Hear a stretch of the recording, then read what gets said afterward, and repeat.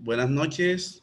De antemano, gracias al grupo de Quirón por permitirme participar en estas cápsulas educativas.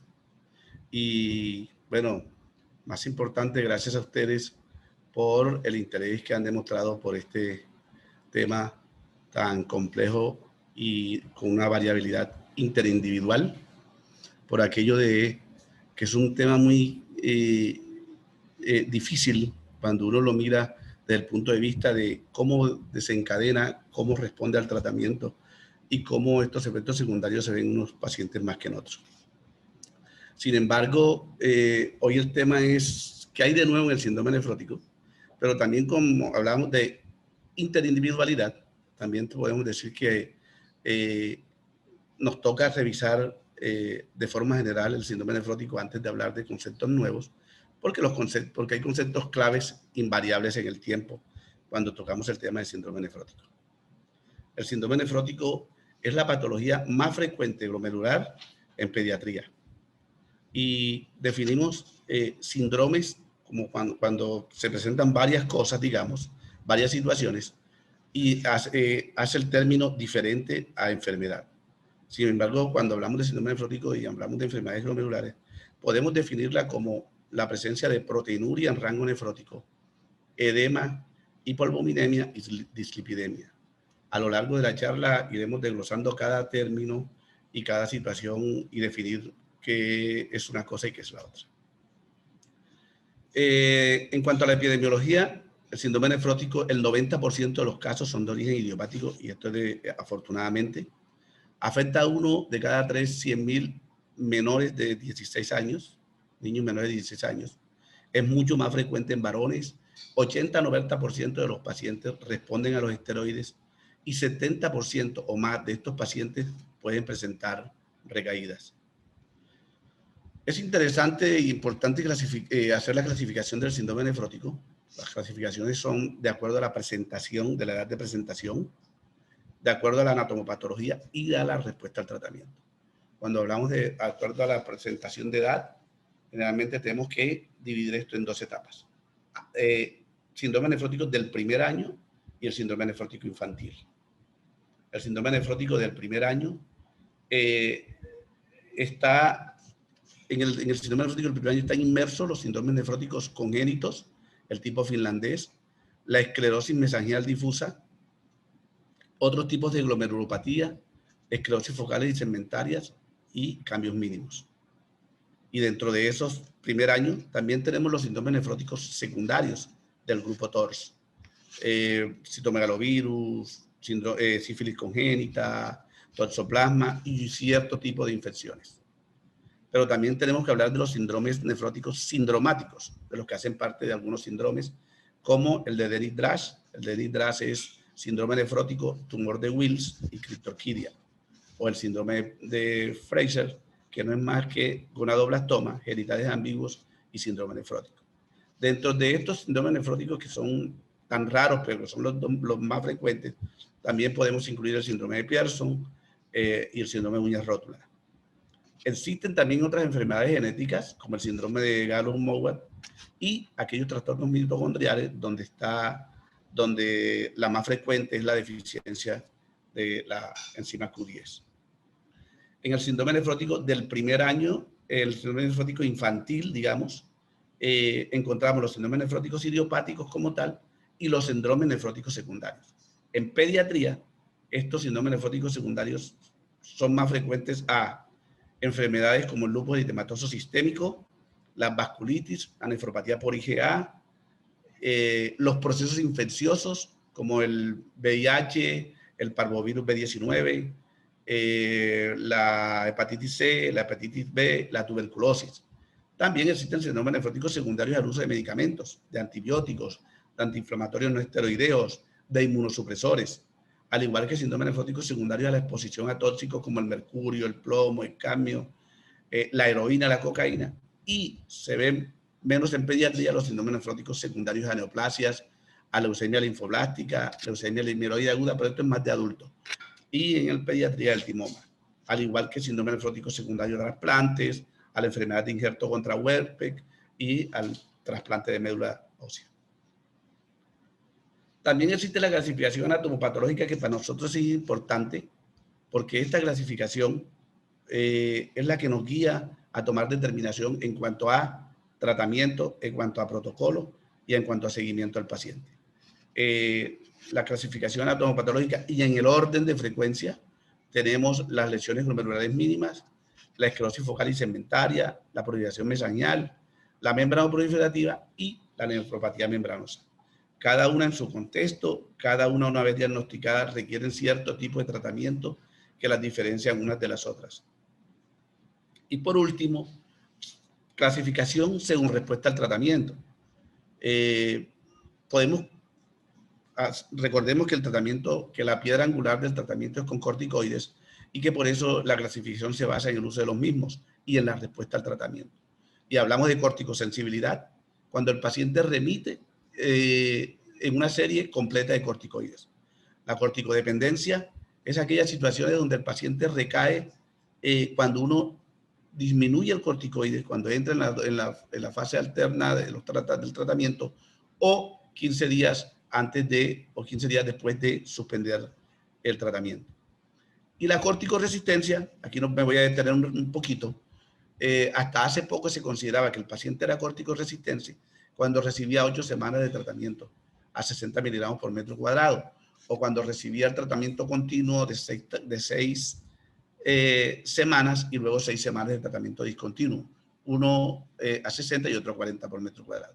Este concepto ha cambiado mucho, lo vamos a definir en un momentico, porque nos hemos dado cuenta que es más fácil y mejor clasificar la corticoresistencia de edad temprana, o por lo menos en tiempos tempranos. Y las recaídas frecuentes es cuando existen 2 recaídas en menos de 6 meses o 4 recaídas al año. Estos nuevos conceptos de los que vamos a hablar en este momento surgen a raíz de una reunión de la Asociación Internacional de Nefrología Pediátrica, LINNA, con patólogos renales, con genetistas renales, con dietólogos renales y con adultos, con nefrólogos adultos, luego de un consenso visto en la práctica clínica. No toca para nada las guías CADIGO, pero sí son conceptos que lo ayudan uno mucho a definir el tratamiento, cuándo tengo que parar con la droga, cuándo tengo que agregar medicamentos. Entonces podemos decir que cosas claras como que se habla de rango nefrótico cuando la proteinuria es mayor de 50 miligramos por kilo día, o cuando utilizamos el índice, que es lo que está en boga ahora, cuando el índice es mayor de 2, índice de proteinuria creatininuria, o en otras situaciones, cuando la tirilla presenta más de 3 o 4 cruces en el multistix. Y definimos síndrome nefrótico como proteinuria en rango nefrótico e hipoalbuminemia menor de 2.5. Esto se acompaña con el edema, claro está. Los síndromes nefróticos corticosensibles es cuando logramos la revisión dentro de las 4 semanas en el uso de la prednisolona. Y la corticoresistencia es clasificado como cuando el paciente no responde durante las primeras 4 semanas de tratamiento. Ahí hablamos de corticoresistencia. Y nos permitimos lo que se llama periodo de confirmación. El periodo de confirmación no es más que las 2 semanas siguientes al tratamiento, después de las 4 semanas, iniciar metilprednisolona por 3 días y antiproteinúricos. En estas 2 semanas de tratamiento, como para confirmar y quedarnos tranquilos con el diagnóstico de corticoresistencia, esto nos permite hacer unos estudios que son la biopsia, cuando tenemos que tomarla, o el panel genético, los estudios genéticos, para clasificar si estos pacientes corresponden a algún síndrome nefrótico genético. Cuando hablamos de completa remisión, significa que el paciente con 3 proteinurias muestra proteinuria no significativa, o también con las tirillas de multistix, 3 tirillas de multistix negativas en días subsiguientes. Y cuando hablamos de remisión parcial es cuando la proteinuria está entre significativa, es decir, entre 4 y 40 miligramos por metro cuadrado, entre 5 y 50 miligramos por kilo día, o cuando hacemos el índice si se encuentra entre 0,2 y 2. Y por último, hablamos de resistencia de los inhibidores de la calcinorina hablemos de multiresistencia y también podemos revisar el tema de resistencia secundaria a los corticoides. Cuando decimos que hay resistencia a los inhibidores de calcinurina, es iniciar la calcinurina en el momento indicado, eso lo vamos a ver luego, pero no respuesta durante los 6 meses.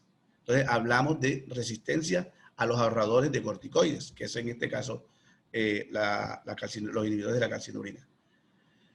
Y también hablamos de resistencia al tratamiento con multidrogas cuando pasan 12 meses y no pasa nada y no existe respuesta al tratamiento. Y la resistencia secundaria no es más que aquellos pacientes que respondieron inicialmente y que en los meses subsiguientes o en las recaídas subsiguientes presentan corticoresistencia al tratamiento. La recurrencia del síndrome nefrótico podemos decir que existe cuando el paciente está ausente de proteinuria y aparece una proteinuria parcial o una proteinuria en rango nefrótico. Y la recurrencia del síndrome nefrótico en el post-trasplante es la presencia de proteinuria post-trasplante días después del trasplante o inmediatamente en ausencia de procesos infecciosos, que es lo más importante. Pero para mirar todo esto tenemos que revisar qué pasa con el síndrome nefrótico, o sea, qué nos lleva a que tengamos que perder proteinuria, cuál es la etiopatología de toda esta situación. Y tenemos 3 situaciones. Uno, las mutaciones a raíz de la secuenciación del genoma humano, aparecen los estudios genéticos. Ya desde el año 56 se hablaba de síndrome nefrótico finlandés, 10 años más se empieza a estudiar todo el tipo de mutaciones y a raíz de esta situación del genoma humano hemos encontrado más de 53 mutaciones responsables del síndrome nefrótico, de la proteinuria en el síndrome nefrótico. Estas mutaciones en proteínas de podocitos o diafragma de hendidura que pueden ser en formas de hereditaria o en formas de síndrome nefrótico congénito, infantil o resistencia a los corticoides. Entonces, estas mutaciones les achacamos hasta el 30% de los pacientes que tienen corticoresistencia. El 70% nos queda para aquellas situaciones de factores circulantes, como los cambios mínimos o en la esclerosis focal insegmentaria, y factores circulantes permeables, producto de la disregulación del sistema inmune, como ocurre en la glomerulonefritis membranoproliferativa, en el lupus eritematoso sistémico y en la nefritis lúpica. Es importante entender esto porque de esta forma podemos entender que estas situaciones llevan alteraciones a nivel de 3 estructuras importantes dentro del glomérulo, que son la membrana basal, el podocito, que es la célula visceral del glomérulo, la membrana basal glomerular y la barrera basal glomerular. Estas 3 situaciones, estos mecanismos de lesión glomerular son los que conllevan a la proteinuria. Y la proteinuria misma repercute con el glomérulo, perpetuando el daño a nivel renal. Entonces decimos que la clínica de los síndromes nefróticos, la presentación, los parámetros ideales es el edema. El edema que puede ser de tipo periorbitario, genital, de pared abdominal, en los miembros anasarca, edema pulmonar. Pero también existen síntomas que corresponden a la hipovolemia, como el dolor abdominal. Es importante tener claro las causas de dolor abdominal en el síndrome nefrótico. La hipovolemia, que es la hipoperfusión esplásmica, los pacientes con trombosis de la vena renal y aquellos pacientes que presentan peritonitis primaria. La taquicardia, la oliguria, no es más que resultado del hiperaldosteronismo secundario, de la hipoperfusión y de la hipovolemia misma. Pero también en situaciones especiales, en procesos infecciosos y enfermedades sistémicas, podemos encontrar también artralgias, púrpura, fiebre, rash y otro tipo de sintomatología. Entonces, el diagnóstico es el examen físico, que es importante, que es lo que describíamos ahorita, la historia familiar, la forma como se presentó el síndrome nefrótico, la forma como debuta, secundario A, o si hace parte de alguna enfermedad sistémica. Aquí ayuda mucho el tema de los paraclínicos, que es como para confirmar el diagnóstico, y aquí hay una gran cantidad de exámenes con los que uno se puede ayudar. pero también es cierto que uno podría romper con el sistema si solicita toda esta cartapaso de exámenes que de pronto no son tan útiles a la hora de hacer el diagnóstico. Pero generalmente nosotros iniciamos con el parcial de orina, con la proteinuria, con la función renal, con el hemograma y la radiografía de tórax. Eso nos guía hacia dónde tenemos que llegar, porque muchas veces nos consultan por el edema y revisar el edema en pediatría. Acuérdense que las causas de edema en pediatría, uno puede estar en presencia de un síndrome nefrítico, un síndrome nefrótico, una insuficiencia renal aguda, y por eso es importante hacia dónde nos guiamos, y aquí el parcial de orina juega un papel importante. Pero una vez tengamos la sospecha del síndrome nefrótico, toca revisar las proteínas, toca revisar el colesterol, toca revisar el triglicérido, los factores de coagulación. Acuérdense que los pacientes con síndrome nefrótico tienen una hipercoagulabilidad y que esto es importante tenerlo muy claro, al igual que el complemento, porque tenemos que descartar si son síndromes nefróticos primarios o secundarios. Generalmente cuando uno tiene síndromes nefróticos entre los 2 y los 6 años, pacientes que no tienen hipertensión, pacientes que responden rápido al tratamiento, pacientes que no tienen hematuria, generalmente los encasillamos dentro de los síndromes nefróticos primarios y de ahí en adelante iniciamos el manejo. Pero cuando esto se sale de las manos, cuando el paciente es borderline en el término de presentación, es decir, menor de 1 año, menor de 2 años y mayor de 10, ya ahí el paciente se nos está hablando de la edad de presentación, y entonces tenemos que estar muy pendientes con esto y empezar a buscar secundarismo. Cuando el paciente no responde de forma temprana, cuando el paciente presenta sintomatología extrarrenal, cuando el paciente presenta además cuadros infecciosos, entonces es importante empezar a buscar otro tipo de síndrome nefrótico, otra causa del síndrome nefrótico, y entonces solicitamos pruebas inmunes, ANA, anti-DNA, ANCA, IgA, pruebas tiroideas, serología para hepatitis C, para hepatitis B, para parvovirus, para citomegalovirus, para VIH, salmonelosis, treponema, micoplasma y todos estos procesos infecciosos que pueden desencadenar en un síndrome nefrótico. Esto, diríamos que son los laboratorios de segunda línea, por decir de esta forma. Y después ya tenemos, cuando tengamos claro todo esto, es importante definir el edema, que son los criterios diagnósticos, definir la proteinuria en rango nefrótico, la hipolipominemia y la hiperlipidemia. Recuerden que el edema del síndrome nefrótico es un edema blando, porque esto es así: disminución de la presión oncótica, edema en el intersticio. Es así solamente. Diferente al edema del síndrome nefrítico, donde uno lo que encuentra es un edema indurado, porque ahí lo que hay es un aumento de la presión hidrostática. La proteinuria, clasificada como en rango nefrótico, cuando la miramos por metro cuadrado, mayor a 40 miligramos por metro cuadrado de superficie corporal. Cuando la miramos por miligramos por kilo día, 50 miligramos por kilo día, o es lo que está en boga ahora mismo, que nos facilita muchas cosas, que es el índice proteinuria-creatininuria mayor de 2. Decidir el tema de la hipolipominemia, menor de 2.5, y la hiperlipidemia, viendo que las alteraciones más frecuentes son la hipertrigliceridemia y la hipercolesterolemia, tener en cuenta los valores normales y clasificarlas como mayores de 200 para ambos, mayores de 200 para el colesterol, mayores de 200 para triglicéridos. Entonces, una vez hecho el diagnóstico, una vez teniendo la certeza, aquí nos toca revisar el manejo, que debe ser integral, y debemos empezar a buscar y manejar el tema de manejar la sintomatología. El edema del síndrome nefrótico, si bien es un edema blando, es un edema incapacitante, y por eso es importante tener en cuenta cómo manejamos esta situación. El manejo etiopatológico del síndrome nefrótico, y esto es importante si estamos en presencia de un síndrome nefrótico congénito, si estamos en presencia de un síndrome nefrótico genético, si estamos en presencia de un secundarismo o de un síndrome nefrótico primario. Y el manejo de las complicaciones. El síndrome nefrótico es una entidad que, por su naturaleza misma, por su pérdida intensa de proteínas, por la repercusión que esto implica sobre los demás órganos, tiene muchas complicaciones. Recuerden que cuando nosotros perdemos proteínas, perdemos defensa. Cuando perdemos proteínas, perdemos presión oncótica. Cuando perdemos proteínas, perdemos degradación de múltiples sustancias. Entonces es importante el manejo de las complicaciones, el manejo del edema, el manejo de la nasarca, el manejo de los procesos infecciosos, el manejo de la trombosis y revisar de forma integral cómo enfocamos el manejo inicial. Entonces, dentro de las medidas generales está la dieta.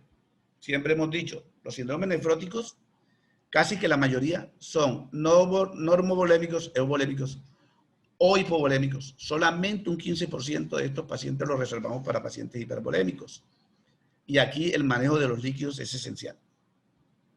Y es esencial teniendo en cuenta que, ¿qué hacemos con los pacientes con síndrome nefrótico? Los liberamos la gran mayoría. No tenemos que restringirlos, no debemos cometer ese error. En la medida en que acuérdense que los pacientes son hipovolémicos, una restricción puede llevar a una hipoperfusión renal, a una hipovolemia severa y a una necrosis tubular. Entonces, todos los pacientes con síndrome nefrótico, mientras no sean hipervolémicos, que solamente es el 15%, pues son pacientes a los que nosotros les tenemos que liberar los líquidos. Importante la dieta. La dieta del paciente nefrótico siempre la miramos desde el punto de vista de la sal y de las proteínas. Si los pacientes son hiperaldosteronémicos, son pacientes con gran retención de sodio. El sodio arrastra agua. Por lo tanto, es importante quitarnos el sodio de la dieta porque vamos a perpetuar el edema. Y en un momento no vamos a saber si el paciente está respondiendo parcial o totalmente a los corticoides. El tema de las dietas con las proteínas, uno podría pensar que como el paciente pierde proteínas, necesita más dietas con proteínas, y aquí viene la equivocación. La dieta con las proteínas debe ser normoproteica. En la medida en que uno dé más proteínas al paciente, corre el riesgo de que la lesión glomerular y glomerulotubular sea mayor. Viene entonces el reposo. El reposo del paciente con síndrome nefrótico es muy relativo. Es muy relativo. Yo creo que el reposo se lo da el paciente. Si nosotros empezamos a sentar al paciente, a no mover al paciente, estamos corriendo el riesgo. Recuerden que el paciente con síndrome nefrótico es hemoconcentrado, tiene hipercoagulabilidad, tiene tendencia a la trombosis, y por eso es importante que el paciente deambule si tiene que deambular. Y si quiere deambular, y es más, nosotros deberíamos, dentro de las medidas generales, indicarle deambular al paciente durante los días de recaída, durante los días de hospitalización. Por último, desparasitar al paciente es importante. Está demostrado que los corticoides, que son la piedra angular del tratamiento en el síndrome nefrótico, producen migración del estrongiloide. Por eso se hace necesario que tengamos que desparasitar al paciente. Y por último, la PPD. Nosotros decimos que los pacientes que la tuberculosis es la hija del hambre. Desafortunadamente en Colombia tenemos mucha pobreza y la tuberculosis es una entidad muy frecuente. Inmunosupresión más tuberculosis es encender el paciente y correr el riesgo grave de poder llevarlo hasta la muerte. Entonces siempre importante descartar la tuberculosis en los pacientes a los que les vamos a iniciar inmunosupresión. El tratamiento angular, decíamos, son los corticoides. Los corticoides, hoy no sabemos cómo actúan desde el punto de vista de los síndromes nefróticos, pero sí sabemos que tienen un efecto inmunosupresor directo sobre los linfocitos T y que también tienen un efecto estabilizador sobre el citoesqueleto del podocito. Por eso los utilizamos con mucha frecuencia, ejercen una acción directa sobre las células glomerulares e inmunes. La dosis, esto está muy discutido. Yo creo que cada quien se casa con el protocolo, pero existen los protocolos. Hasta hace poco el protocolo que utilizamos eran 4 a 6 semanas de tratamiento continuo a 60 miligramos por metro cuadrado de superficie corporal, y luego 4 a 6 semanas de tratamiento discontinuo a dosis de 40 miligramos por metro cuadrado de superficie corporal. Existe un esquema de tratamiento corto con los corticoides que son de 4 semanas de tratamiento continuo y 8 semanas de tratamiento discontinuo. No hay hasta la fecha ningún estudio que diga o que nos reporte que hacer el tratamiento largo nos garantiza no recaídas. Y tampoco existe ningún estudio que diga que hacer el tratamiento corto nos garantiza menos efectos secundarios. Así que yo creo que aquí los nefrólogos nos casamos con los protocolos, pero siempre es importante no olvidarse del paciente, de la interindividualidad de la respuesta al tratamiento. Con los corticoides, cuando hablamos de respuestas interindividuales, aquí tenemos que tener cosas claras en cuanto al uso de la prednisona o de la prednisolona, que es lo otro que tenemos que decir. ¿Qué coloco? ¿Prednisona o prednisolona para el tratamiento? Cuando revisamos medicamentos, no solamente en el síndrome nefrótico, que los deberíamos revisar en todo, cuando tenemos que utilizar estos medicamentos, es importante tener en claro la farmacocinética y la farmacodinámica del medicamento. La farmacocinética del tratamiento no es más que lo que le hace el medicamento lo que le hace el organismo al medicamento, o lo que hace el organismo con el medicamento. Mientras que la farmacodinámica es lo que el medicamento hace con el organismo. Cuando revisamos farmacocinética, hay una sigla muy popular que es ADME, absorción, distribución, metabolismo y eliminación del medicamento. En términos de utilización, tenemos claro que cuando hablamos de absorción, la absorción es la misma para la prednisolona y para la prednisona. La prednisona es un profármaco de la prednisolona y tiene menor biodisponibilidad que la prednisolona, pero cuando revisamos el volumen de distribución y el metabolismo, es lo mismo. Ahora, ¿qué pasa con el tema de por qué una y por qué otra y a qué hora? Nosotros preferimos la prednisona por aquello de más adherencia, porque es una tableta de 50 miligramos, que reemplazamos 10 tabletas de 5. Eso es una, que es de las cosas más importantes. La adherencia al tratamiento en el síndrome nefrótico es esencial para poder llevar bien las cuentas claras con respecto a los tiempos de permanencia o tiempos de uso del corticoides. Y lo otro es que está siempre en discusión que me preguntan, doctor, 8 AM o le damos 2 o 3 veces al día. Pues mire, la respuesta, la eficacia está medida tanto en una dosis como en 2 o 3 dosis. Ahí no hay ninguna discusión. Pero los efectos secundarios se han visto más cuando uno utiliza dosis fraccionadas por aquello de que el medicamento, la porción libre de los glucocorticoides aparece más en sangre y por lo tanto hace que los efectos secundarios sean mayores. Entonces revisamos. ¿Por qué la respuesta interindividual en los pacientes con síndrome nefrótico? ¿Por qué uno responde temprano? ¿Por qué uno responde más tardíamente? ¿Por qué uno es respondedor temprano? Que esto lo clasificamos cuando el paciente responde entre los 7 y 15 días. ¿Por qué es respondedor tardío? Que puede responder hasta la 6ª semana de tratamiento en aquello del periodo de confirmación. ¿Y por qué los pacientes hacen algunos... presentan efectos secundarios más temprano, el Cushing, por ejemplo, las lesiones en piel. Uno se da cuenta que comienza el tratamiento de un paciente con síndrome nefrótico y a las 4 semanas ya tiene muchos efectos secundarios. Esto podría decirse que es más que la respuesta individual de cada individuo, pero que también aquí la farmacogenética juega un papel importante. Y para allá tenemos que apuntar. Tenemos que apuntar para la farmacogenética que nos permita personalizar el tratamiento para cada paciente con síndrome nefrótico. Bien, ¿qué puede pasar con los esteroides cuando los utilizamos? Este cuadrito es clave. El uso de los esteroides puede llevar a que el paciente tenga una corticosensibilidad y remita espontánea y responda al tratamiento. O que no responda al tratamiento y entonces hablamos de síndrome nefrótico corticoresistentes.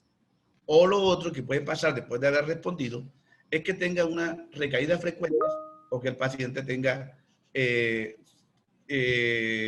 corticodependencia. De todas maneras, el curso de la enfermedad en estos pacientes con recaídas frecuentes o con corticodependencia está indicado las dosis alternas de tratamiento durante un tiempo largo, pero dosis muy bajitas, generalmente dosis antiestrés, 0,25 miligramos por kilo día, 0,5 miligramos por kilo dosis interdiario.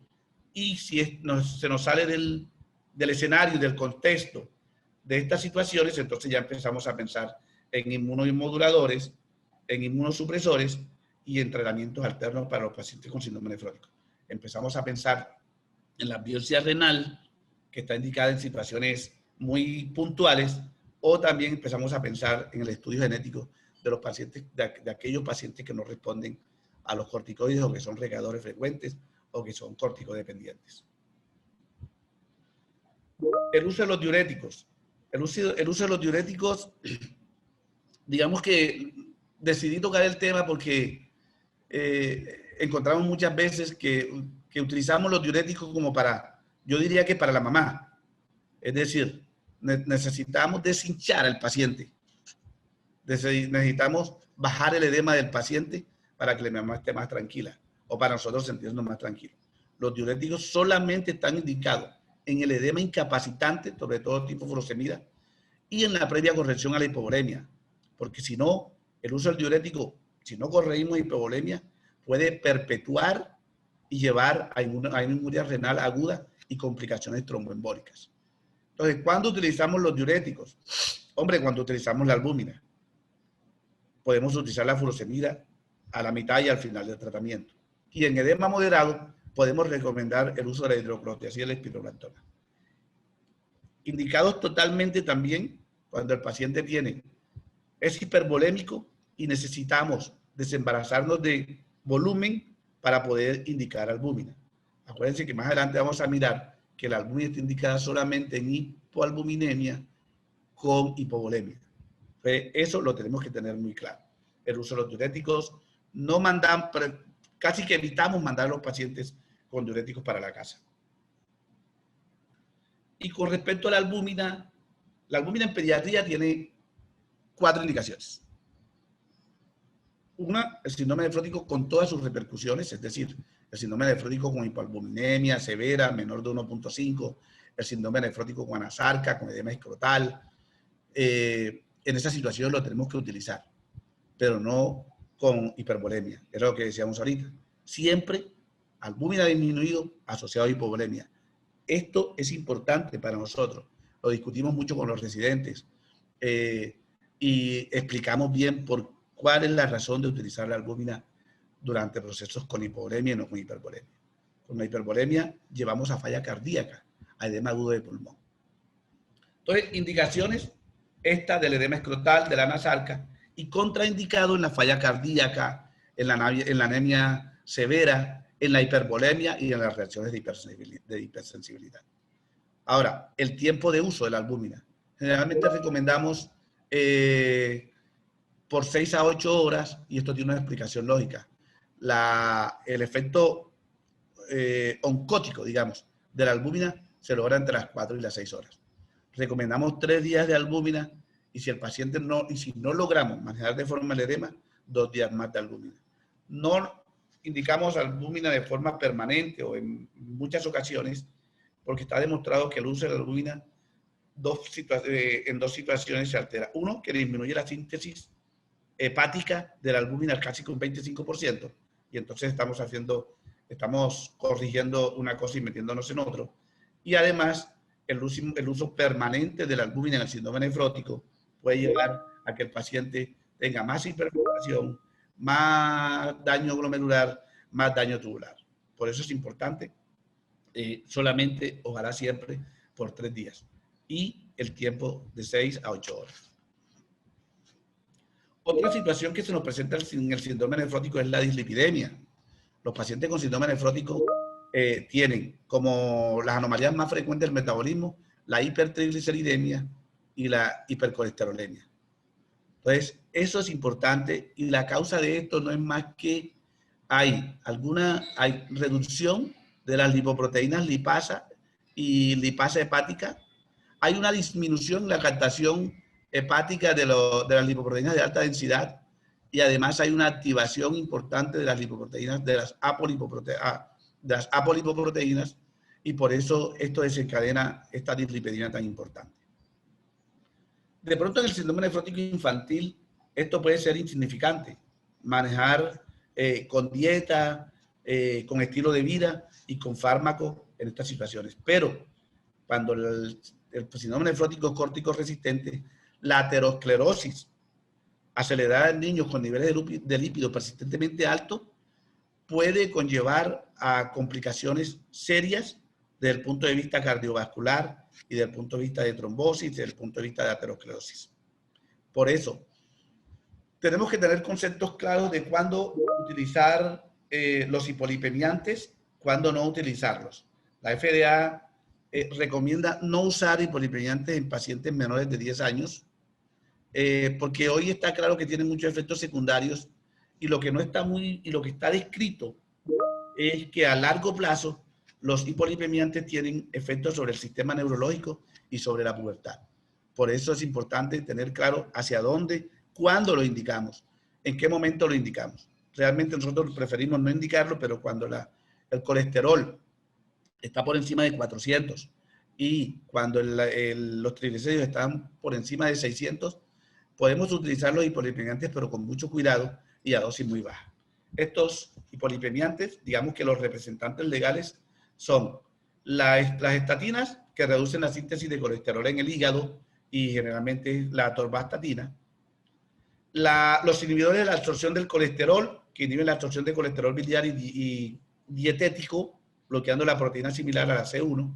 Generalmente, yo no tengo mucha experiencia con esto. Y los secuestradores de ácidos biliares, que son los que se unen a las sales biliares impidiendo su absorción a nivel del hígado. Entonces, recomendación 1A, tratar de no usar hipolipemiantes en menores de 10 años. Cuando lo tengamos que utilizar, tenga que ser con cifras muy elevadas de colesterol y de triglicéridos y con dosis muy bajas de estos hipolipemiantes. Vacunación. Esto no podía escapar hoy de esta charla porque nosotros atendemos poblaciones pediátricas, poblaciones que requieren su vacunación completa y en algunas situaciones prevenir algunas complicaciones del síndrome nefrótico desde el punto de vista infeccioso. Acuérdense que cuando el paciente con síndrome nefrótico pierde proteínas, pierde inmunoglobulinas. Y cuando pierde y pierde factores también inmunes que tienen que ver mucho con el sistema inmunológico y produce disregulación inmunológica.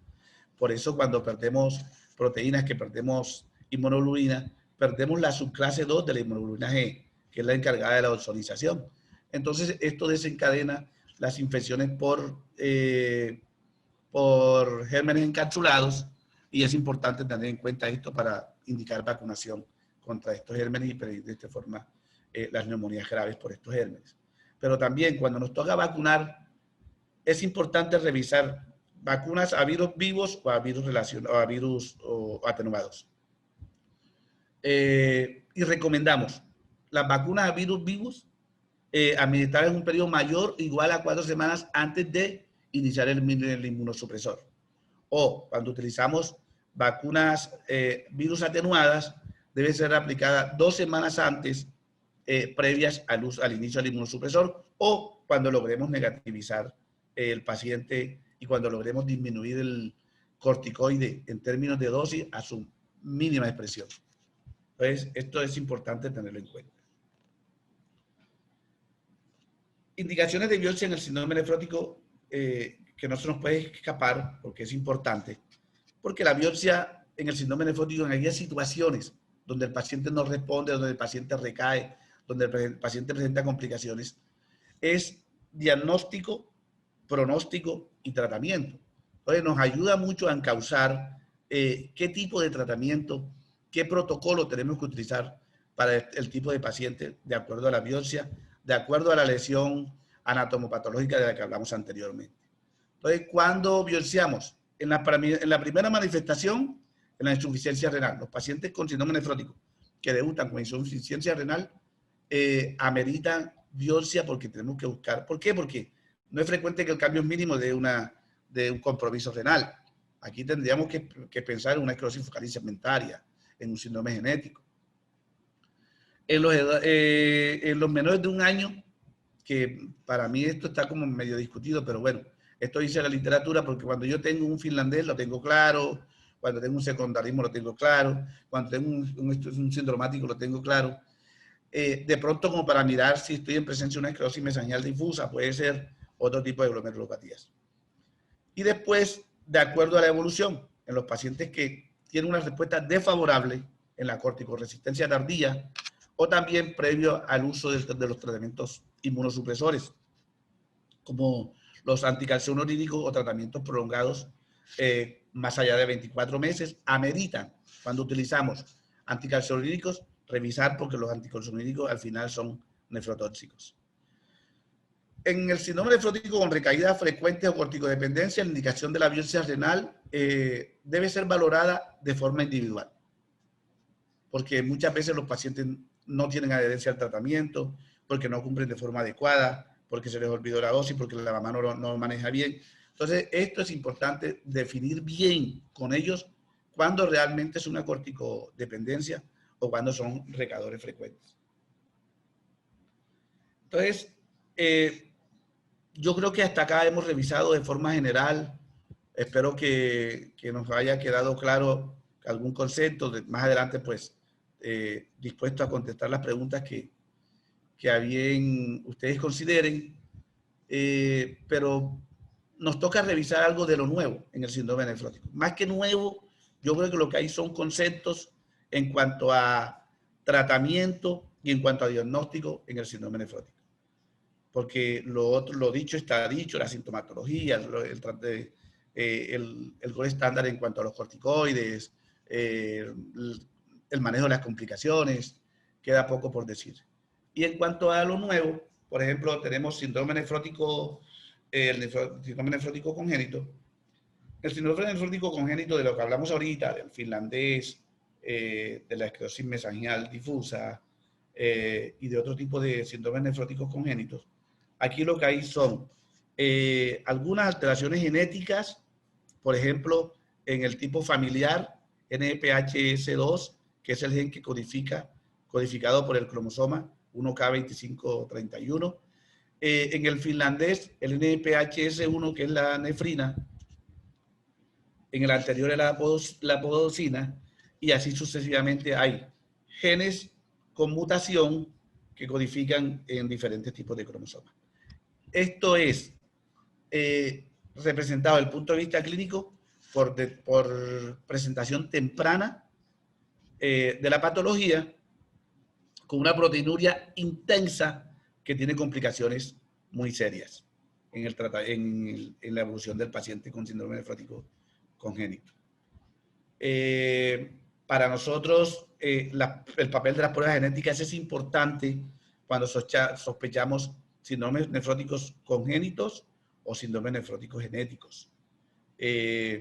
Primero porque con unas pruebas genéticas a la mano, y esto nace a raíz de la secuenciación del genoma humano, cuando se empieza a revisar todas las pruebas genéticas, cuando hacemos los paneles, ¿qué hace uno con la prueba genética? ¿Para qué sirven? Hombre, el papel es importante.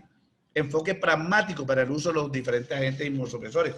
Y si uno tiene claro que tiene que usarlos o no usarlos, evita muchos efectos secundarios.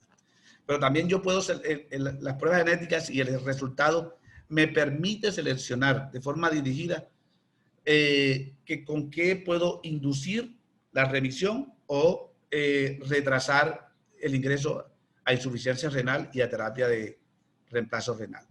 Pero además las pruebas genéticas predicen el curso clínico de las recurrencias en la enfermedad en el posttrasplante. Y por último, el asesoramiento genético a padres y la posible detención prenatal de estas patologías. Por eso no podemos echarlo en el balde de la basura y siempre tenerlo en cuenta en aquellos pacientes con síndrome nefrótico congénitos o en los pacientes con síndrome nefróticos corticoresistentes. Es importante evaluar las pruebas genéticas. Hasta hace poco, hasta hace unas décadas, los pacientes con síndrome nefrótico congénito fallecían por el tema de la proteinuria intensa, por las infecciones, por la trombosis y por todas las complicaciones severas que lleva una proteinuria intensa. Entonces, decíamos, ¿necesitamos tratar el síndrome nefrótico congénito? Pues sí. Yo creo que hay como el síndrome nefrótico es tan personal, el congénito, deberían existir protocolos para cada tratamiento de cada mutación del síndrome nefrótico congénito.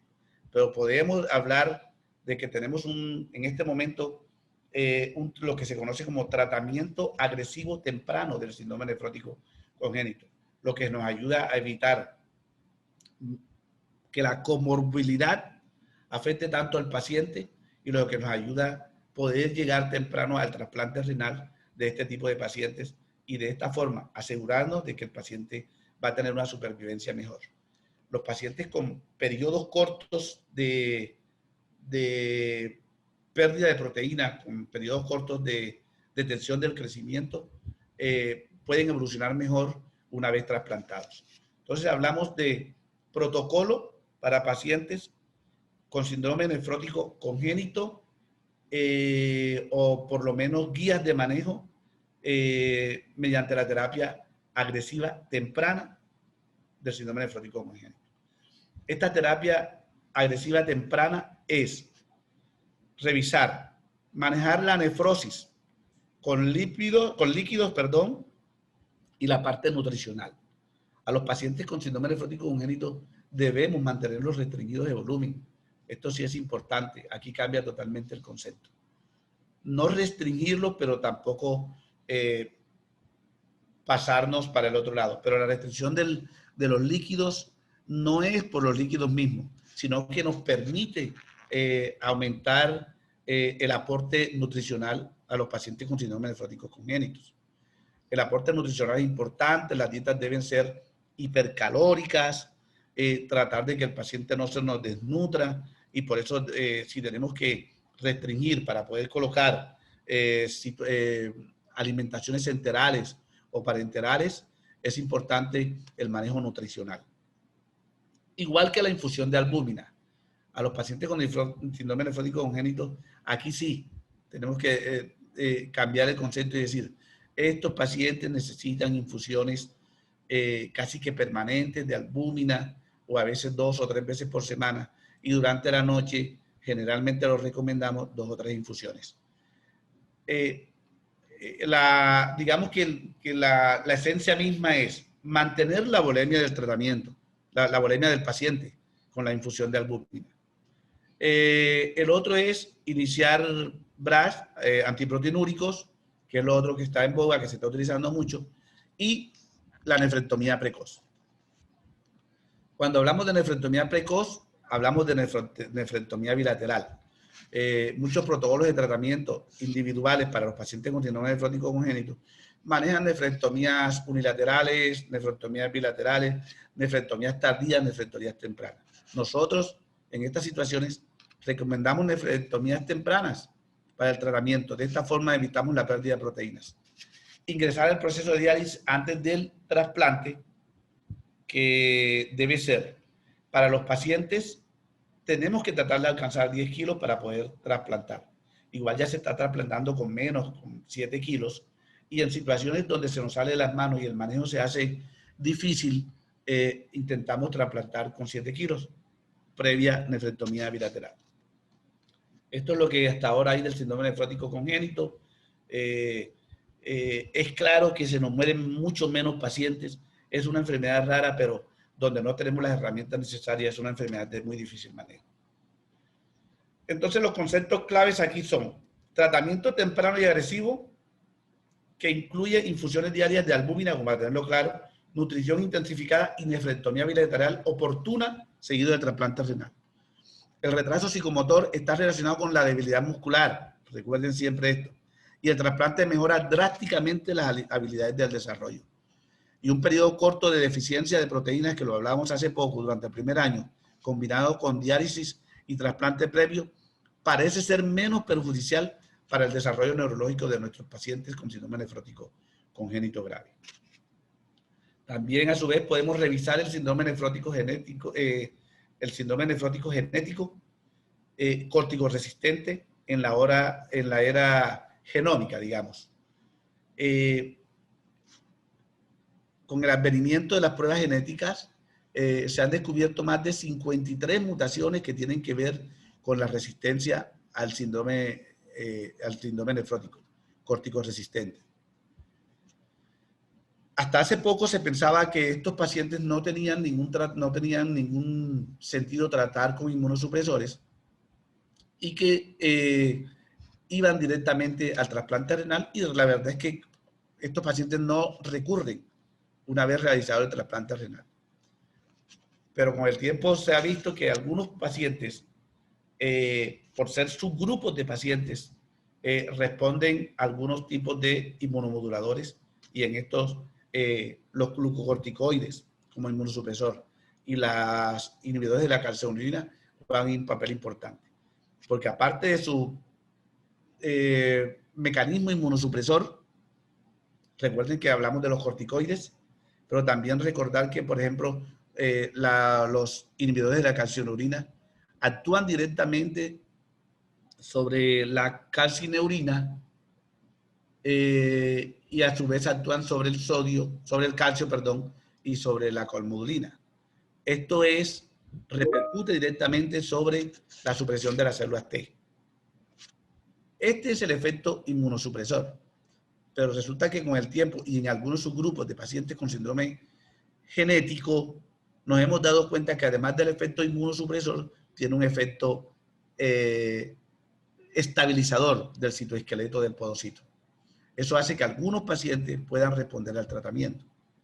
Y para estos pacientes también tenemos un protocolo de tratamiento, porque pueden no responder, nosotros no sabemos porque hasta no hemos llegado, pero por eso no podemos dejar de hacer el tratamiento. Entonces, esto es un seguimiento para aquellos niños de entre 0 y 12 meses de edad, o con historia familiar, o con síndrome nefróticos resistentes, que pueden ser autosómicos dominantes o autosómicos recesivos.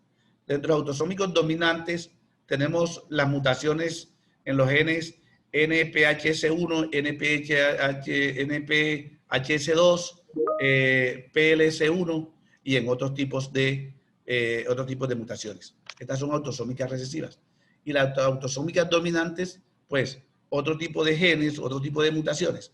Lo que está demostrado es que los pacientes con alteraciones autosómicas recesivas tienen presentación temprana con mucha penetrancia, mientras que los pacientes con autosómico dominante, la presentación es más tardía y tienen menos penetrancia, y pueden estos responder al tratamiento con inmunosupresores estabilizadores del citoesqueleto del podocito. Entonces, aquí hacemos, cuando tenemos la sospecha, cuando tenemos esto, tenemos que buscar los resultados y hacer la segregación o el análisis de secuenciación, a ver en qué pacientes indicamos y en qué pacientes no indicamos tratamientos para el síndrome nefrótico genético. Este es más o menos el esquema de tratamiento, que ahorita lo vamos a revisar, pero bueno, los pacientes que no responden 6 meses después de la terapia con corticoides, podemos iniciar con ahorradores de corticoides, que es los inhibidores, por 6 meses más. Y agregar agentes hipolipemiantes y agregar agentes antiproteinúricos. Y esperar. Si existe una respuesta completa al paciente, podemos continuar con inmunomoduladores tipo inhibidores de la calcineurina por 12 meses más, a dosis bajas. Y continuar con los antiproteinúricos. Si el paciente no responde a esta terapia de los 6 meses, es mejor parar los inhibidores de la calcineurina, considerar el micofenidato, considerar el rituximab y otros agentes biológicos para que se están utilizando en este momento para el tratamiento. Esto es más o menos lo que hacemos con los pacientes con síndrome nefrótico genético. Y por último, no se nos puede escapar que es de las patologías de más difícil manejo para nosotros, es la glomerulosclerosis focal y segmentaria y la resistencia a los esteroides a este tipo de pacientes. Los pacientes con corticoresistencia, decimos que un 30% de estos pacientes corresponden a pacientes con alteraciones genéticas. El resto, el 70%, se lo dejamos a otro tipo de situaciones como los agentes circulantes permeables a los glomérulos o agentes circulantes producto de la disregulación del sistema inmune y que conllevan a corticoresistencia. A raíz de esta reunión de la Asociación Internacional de Nefrología Pediátrica, se llega a un consenso para el manejo de los pacientes con corticoresistencia y creo que nos puede ayudar mucho para los fines que son esta charla. Es decir, ¿cuándo consideramos la corticoresistencia y cómo manejamos la corticoresistencia en los pacientes con síndrome nefrótico? Entonces, este cuadrito es muy claro. Estos son los pacientes, digamos que los clasificamos como que iniciamos el tratamiento en un paciente con inicio de un síndrome nefrótico. Iniciamos con corticoides, 4 semanas de tratamiento con corticoides y decidimos, después de las 4 semanas, si el paciente remite o si no remite. Si el paciente no remite, considerar corticoresistencia. Acuérdense que hablamos del periodo de confirmación a las 4 semanas. Y entonces nos tomamos las otras 2 semanas, que son el periodo de confirmación, y utilizar antiproteolíticos, metilprednisolona o continuar con la prednisona vía oral. Esto es porque algunos pacientes pueden responder antes de la semana 6 del tratamiento, aunque sea un porcentaje mínimo. En este lapso de tiempo, solicitamos la biopsia y solicitamos los estudios genéticos. En nuestro medio, hacer estudios genéticos es un complique realmente. Tenemos que es post, que no es post, que la prueban, que no la prueban, y en ese tiempo y en ese lapso de tiempo ya hemos hecho 10 protocolos para el síndrome nefrótico corticoresistente. Entonces, la biopsia puede ayudar, pero no es, si bien habla del pronóstico de la enfermedad, si bien habla de la situación, no es el diagnóstico completo para tomar determinaciones en cuanto a qué hacer. Pero mientras esperamos eso, iniciamos tratamiento con ahorradores de corticoides, en este caso los inhibidores de la calcineurina, que son la ciclosporina y el tacrolimus, antiproteolíticos y seguir con la prednisolona. Aquí viene, que el paciente remita totalmente. Entonces, si el paciente remite totalmente, lo que hacemos es seguir con los inhibidores, pero ya con dosis baja, hasta 12 meses, y después considerar hacer el switch a micofenolato o continuar durante 24 meses con inhibidores de la calcineurina. Y entonces esto viene el tema. Tenemos que rebiopsiar al paciente o hacer el switch de forma temprana. Si el paciente responde parcialmente, tenemos que continuar con la dosis inicial de los inhibidores de la calcineurina para lograr una remisión completa o no haya remisión. Es decir, si no existe remisión en los pacientes después de 6 meses de tratamiento con inhibidores de la calcineurina, los consideramos resistentes a los ahorradores de corticoides. Y entonces aquí paramos los inhibidores de la calcineurina. Y nos tocaría enrolar al paciente en un estudio, en estudios genéticos, o considerar el rituximab, y cuando no existe remisión con múltiples drogas, entonces considerar otro tipo de biológicos para el tratamiento con síndrome nefrótico corticoresistente. Esto es lo que está hecho hoy, esto es con lo que nos estamos guiando hoy, y esto es lo que nos puede a futuro dar un tratamiento, dar una respuesta satisfactoria en este tipo de pacientes. Y por último, no olvidarnos del rituximab. El rituximab es una molécula, es un tratamiento, digamos que es un anticuerpo monoclonal que tiene que ver con los antígenos de superficie del CD20 que está en los linfocitos, sobre todo en los linfocitos B, y produce secuestro de los linfocitos B. No está demostrado el tratamiento, no está demostrada la respuesta. No está demostrado de forma adecuada que el rituximab pueda funcionar en el síndrome nefrótico resistente. Hay estudios cortos, ensayos que han demostrado que hasta el 50% de los pacientes pueden responder al rituximab.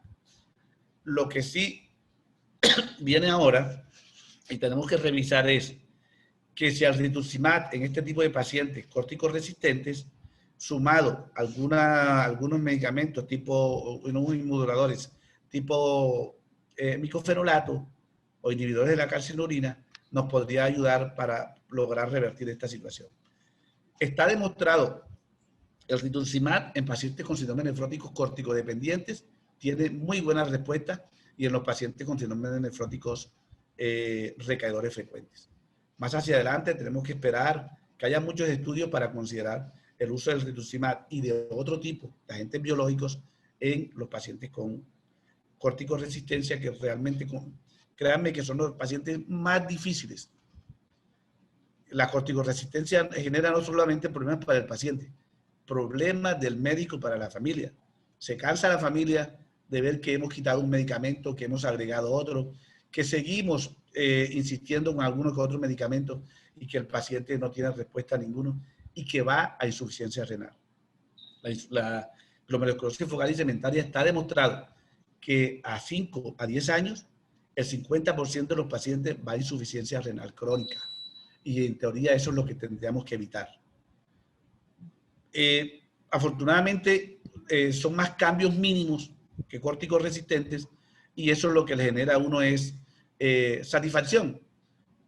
Son más las satisfacciones, pero cuando la satisfacción no está, la preocupación es grande con este tipo de pacientes corticoresistentes. Queda por demás darle las gracias por haber compartido con nosotros en este momento.